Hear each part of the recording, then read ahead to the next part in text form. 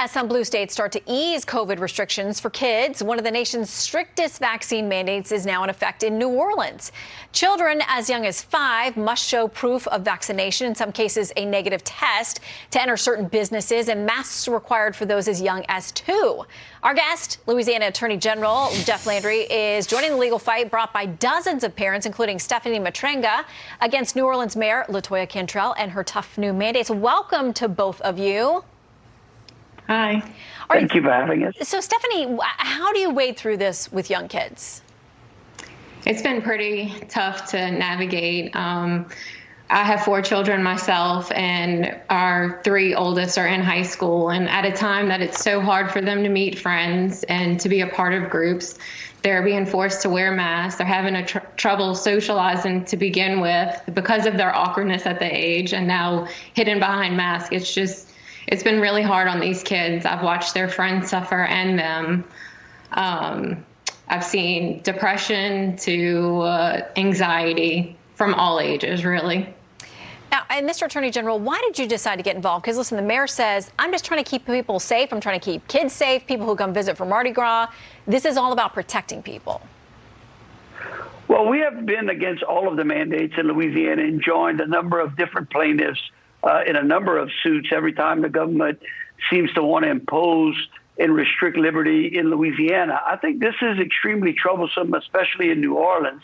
You know, the mayor says this is all about keeping it safe, but let me give you some statistics about how safe New Orleans actually is. Just in January of this year, there were 22 homicides, 50 shootings, 50 carjackings, and 61 armed robberies. Just last week, a lady was run over she was carjacked and run over in Costco by a gentleman who had earlier shot a 12-year-old.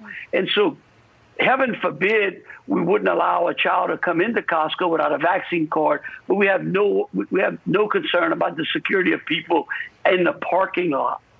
Well, I would hope the mayor is working on all those fronts. That's a lot to manage. And you make a good point about the crime issue as one here in D.C. Same thing. We like to see that managed as well. OK, in a piece in NOLA.com, they talk about the options that you have.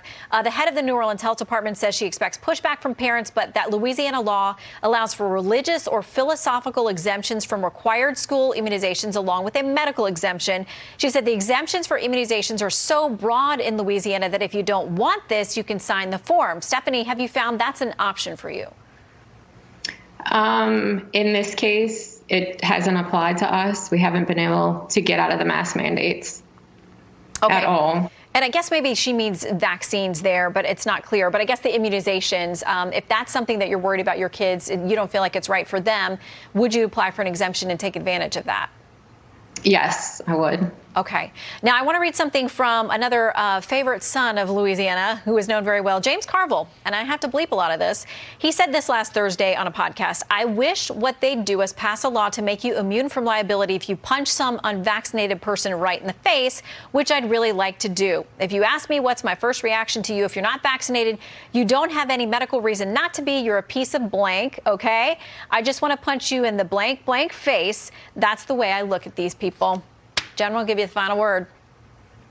Yeah, James seems to be a little upset.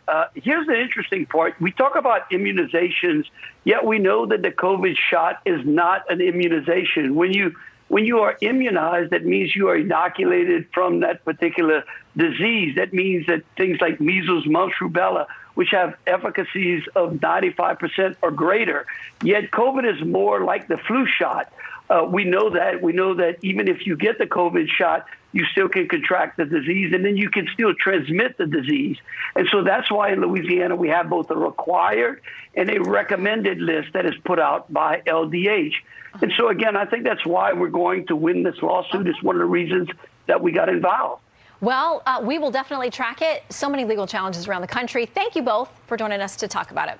Good to see you. Thank you. Thank you.